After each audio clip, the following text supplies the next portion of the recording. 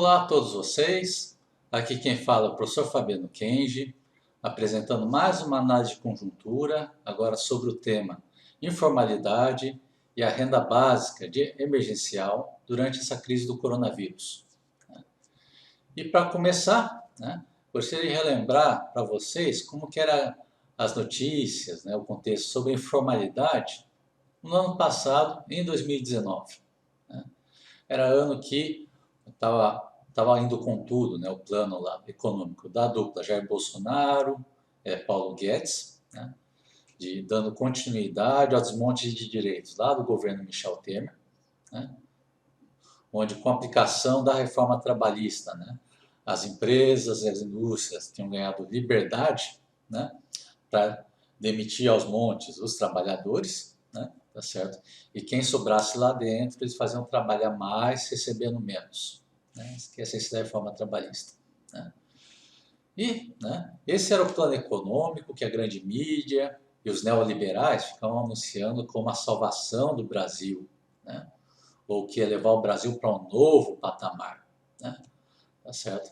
Mas não foi isso que aconteceu nos resultados. Os resultados econômicos foram pífios, principalmente, inclusive, no caso do índice de desemprego, ficou se mantendo na faixa dos 10%, 11%, que ainda pegava uma faixa de desemprego muito grande, de 12 a 13 milhões de brasileiros desempregados, tá certo? E é um índice de desemprego muito maior comparado, por exemplo, com a época de pleno emprego que tinha durante o governo Dilma, que o desemprego está na faixa de 4 a 5%, desempregados, ainda com um grande número de trabalhadores com carteira assinada. Bom, então, para tentar esconder essa situação do plano econômico do Paulo Guedes, aí a grande mídia, que é parceira dele, tá certo? Ainda parceira dele na época, até hoje, aí fazia a jogada marota de fazer grandes manchetes nos meses que o índice de emprego tinha lá uma pequena oscilação para baixo. Aí anunciava com pompa, o desemprego está começando a cair no Brasil, tá certo? É o início do sucesso do plano Guedes, tá certo? Mas se for olhar depois lá dentro, com detalhes dos resultados, você vê que tinha uma fraude contábil lá dentro, que ele ficava contando como pessoa empregada os trabalhadores informais, Aí contava como pessoa empregada, e era a época que estava tendo um número recorde de trabalhadores informais, E, na verdade, esse número recorde de trabalhadores informais, elas ilustram o fracasso do plano Guedes na economia, desse plano econômico. Porque são trabalhadores que foram abandonados pelo governo, foram abandonados pelas empresas, foram abandonados pelas indústrias, foram abandonados pelo comércio, Mas como eles ainda tinham que sustentar uma família, esse número enorme de pessoas tiveram que recorrer ao trabalho informal. Tá certo? Bom, tá certo? E isso é o que representa um fracasso do plano econômico que eles tinham que esconder. Então, para esconder o que eles fizeram, de novo a parceria com a grande mídia, ficaram lançando várias manchetes, falando de empreendedorismo. Aí vinha lá o Paulo Guedes falando assim que não, eles não são trabalhadores informais, eles são empreendedores, certo? Numa farsa, tá certo? Típica do neoliberalismo, que na verdade devia se chamar de charlatanismo econômico. Pega o fracasso e dá um nome diferente para esconder o fracasso.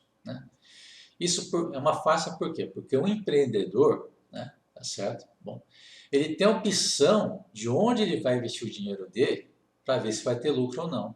E faz isso com estudo, faz isso com consultores.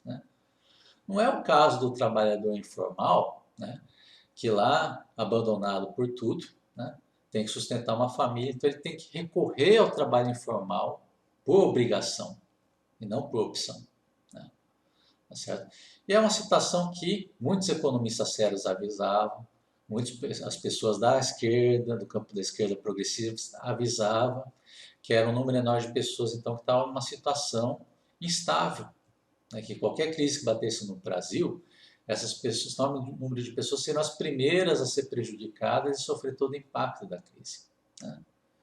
Infelizmente, foi isso que acabou acontecendo agora com a pandemia do coronavírus. Então, o coronavírus chega no Brasil, né? Aí o país é obrigado a entrar em isolamento social, é uma medida necessária para conter a expansão do vírus, né? E o que acontece nessa situação? Então, você tem comércio fechado, né? Tá certo? Escolas fechadas, tá? As pessoas também têm que ficar em casa, né? Tá certo?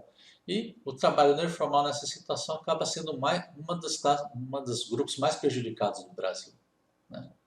Que não tem mais a fonte de renda para sustentar a família, né?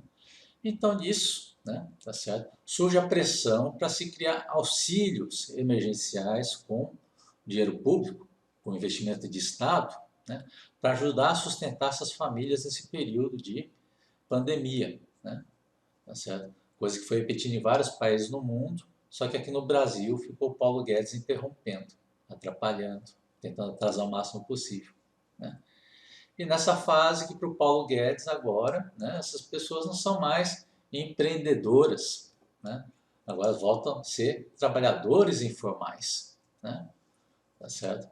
E faz de tudo para impedir o dinheiro público de chegar nessas pessoas, porque o objetivo do Paulo Guedes é fazer o dinheiro público chegar nos banqueiros, né? E não no povo, né? Isso que reflete, inclusive, nesse período que ele está atrasando a liberação desses auxílios, que ele libera em um instante, né, de imediato, cerca de 1,2 trilhões de reais com dinheiro do povo, nosso dinheiro, para entrar nos bancos, né? Tá certo? Aí vem aquela conversa furada de todo esse charlatanismo econômico que fala que não, eu estou dando esse dinheiro para os bancos sem nenhuma exigência em troca, né? Porque esse dinheiro vai vir naturalmente para as empresas, vai vir naturalmente para sustentar a economia, né? E qual que é o resultado que aparece desse investimento, né? 1,2 trilhões para os bancos? Você tem lá o Sebrae informando que dos pequenos empresários, pequenos negócios, eles tiveram 60% dos pedidos de crédito deles negados pelos bancos. Assim como temos notícias também de que os bancos passaram nesse período a cobrar juros ainda mais altos para os pequenos e médios comerciantes. Ou seja, aqueles 1,2 trilhões que o Guedes jogou lá para os bancos não teve retorno nenhum. Foi só para ter mais dinheiro público sendo desviado para o bolso do banqueiro podre de rico, em vez de servir para sustentar a economia ou para ajudar no combate ao coronavírus, né? Bom, mas ainda a pressão continuou e finalmente Paulo Guedes resolve liberar uma proposta para o auxílio emergencial, que acabou virando a renda básica emergencial de 3 meses.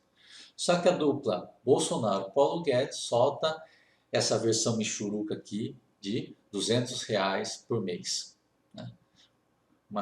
Um valor michuruca que não sustenta nenhuma pessoa, muito menos uma família, né? Então é tão michuruca essa proposta que teve que vir Rodrigo Maia, presidente da Câmara, né, que apoiou a reforma da Previdência, apoiou a reforma trabalhista, né? Então é tão malvado quanto o Bolsonaro e Paulo Guedes, só que ele quer parecer ser menos burro que eles. Então ele solta a proposta de R$ 500, né? E do lado dos partidos de oposição, PT, PCdoB, PSOL, PSB, Rede, PDT, né? Aí vem a proposta mais humana, né? Que é o que? Essas pessoas merecem pelo menos um salário mínimo, que é R$ 1.045, né? Tá certo? Aí, felizmente, a proposta michuruca da dupla Bolsonaro-Guedes foi ignorada, né? E da discussão das outras duas propostas restantes, sai então o valor aprovado para a renda básica de R$ 600 por pessoa, né? E se a pessoa for uma mãe, né, que está sustentando uma família sozinho, ela passa a receber R$ 1.200, né? Aí esse é um benefício que é para vir para o trabalhador informal, para os beneficiários do Bolsa Família, para pessoas inscritas no Cadastro Único Social, né? Certo? E o valor de R$ 600 pode ser acumulado até duas pessoas por família. Então, também é outra situação que pode ter um benefício de 1.200 pessoas para a família inteira, né? Bom, então essa foi a renda básica que foi aprovada com muito atraso, né, no dia 1º de abril, já com tudo pronto, né? Mas ainda volta o empecilho lá do desgoverno Bolsonaro, que volta a atrasar a liberação desses recursos, né?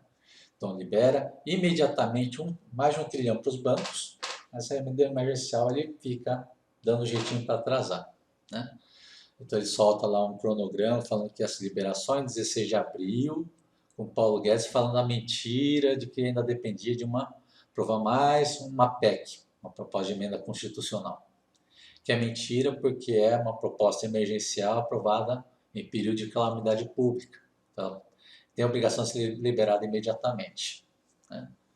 Bom, então, por causa dessa pressão, com a mentira do Paulo Guedes descoberta, né, então esse desgoverno Bolsonaro foi obrigado a começar a liberar essa renda básica a partir do dia 9 de abril, né, uma quinta-feira, né, uma liberação que ainda está com muito problema, está tendo problema de cadastro, essas rendas estão sendo liberadas em parcelas, né, tá certo? Tá bom? Mas eram problemas que era para estar tendo lá no início do isolamento, né? Isso aí foi liberado com praticamente um mês de atraso, né?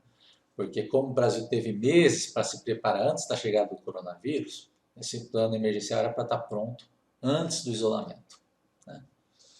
E nesse período que ficou atrasando essa renda básica, nós tivemos, por exemplo, a cena do Bolsonaro saindo nas ruas, né? Falando que coronavírus, mentindo, falando que coronavírus é só uma gripezinha, falando que brasileiro podia mergulhar no esgoto que não acontecia nada. E agora ele está falando lá que coronavírus tá para sair do país, né? Quando, na verdade, ele está crescendo o número de infectados e mortes de coronavírus de forma ainda uma taxa muito elevada, né? E vai lá, ele sai para as ruas, né, violando regras de quarentena, isolamento social, vai lá cumprimentar os seguidores, né? Tá certo? E vai cumprimentar também os trabalhadores informais, né? Tá certo? E nessa situação que acabou me lembrando aqueles clichês de filme policial, né? Clichê muito comum que você tem lá o mocinho da história do filme, né? Que sofreu um crime injusto, né? E vai lá investigar para saber quem que é o culpado do crime, né? E vem lá uma pessoa se fazendo de amiga no começo do filme, né? Mas que a gente vai descobrir no final que ele é o culpado do crime, né? Vai descobrir isso lá no finalzinho do filme, né? Mas enquanto não descobre que ele é culpado, ele fica lá no mocinho, fica lá todo simpático, todo, vai lá apertar a mão, abraçar, né? Ajudar o cara, né? Tá certo? Ajudar o mocinho. E ainda no meio do filme ele solta lá pista falsa para o mocinho pensar que o culpado é uma outra pessoa, um bode expiatório, né? E por que eu estou lembrando desse clichê? Porque isso repete certinho nessa imagem do Bolsonaro junto com os comerciantes informais, né? Com os trabalhadores informais lá que são as vítimas do crime, né? Então, o crime do atraso da renda básica, né, eles são as vítimas desse crime, né? Por quê? Porque eles não estão recebendo a renda básica, eles estão sendo obrigados a ir na rua trabalhar com risco de ser contaminado por coronavírus, né? E vem lá receber ele todo simpático, né? O Bolsonaro, né? O culpado do crime, que enquanto as pessoas por lá não sabem que ele é o culpado desse crime, vai lá, cumprimenta, é todo simpático, né? Tá certo? Tá bom? E no meio disso ele solta lá a fala de que o culpado de tudo é o isolamento social, né? Olha só para ver certinho como encaixa um clichê de filme policial e o Bolsonaro cai como uma luva no papel de vilão, tá? Certo? Isso continua sendo espalhada essa desinformação enquanto essa renda básica ainda não é liberada de forma efetiva, né? E as pessoas continuam sendo enganadas, né? Porque tem agora prefeituras e governadores começando a dar flexibilização de isolamento. Continua Bolsonaro mentindo na TV, mentindo em rede nacional, né? Tá certo? E temos esse estado dessas últimas imagens agora com comércios em várias cidades, né? Com ruas lotadas, né? Tá certo? No momento que o coronavírus está passando para índices a cada vez mais elevados de infectados e de mortos pelo coronavírus, né? Tá certo? E com isso nós estamos tendo então um prenúncio para uma tragédia, que é a mesma tragédia que teve na Itália, que teve nos Estados Unidos, e tem todo a pinta de que o próximo epicentro do coronavírus vai ser aqui no Brasil, né? Infelizmente, né? É uma tragédia que está muito difícil da gente desviar, né? Por causa justamente desse desgoverno Bolsonaro, né? De todo o desgoverno dele, né? Tá certo? Bom, Então fica ainda tentando passar a mensagem aqui para vocês, para manter o isolamento social, fiquem em casa, ignore esse palhaço que nem sabe botar uma máscara direito, tá? Tá certo? E vamos seguindo firme para evitar essa crise. Tá? Então isso é tudo que eu tinha para falar para vocês, tá? Tá certo? Espero agora voltar com mais frequência, que agora estou pegando o jeito de trabalhar com softwares, com os programas para montar esses vídeos. Tá? Espero que agora nos próximos vídeos esteja conseguindo soltar de forma semanal entre domingo e segunda-feira. Certo, pessoal? Então, até mais a todos vocês. Tá? De novo, muita perseverança nesse período difícil para o país.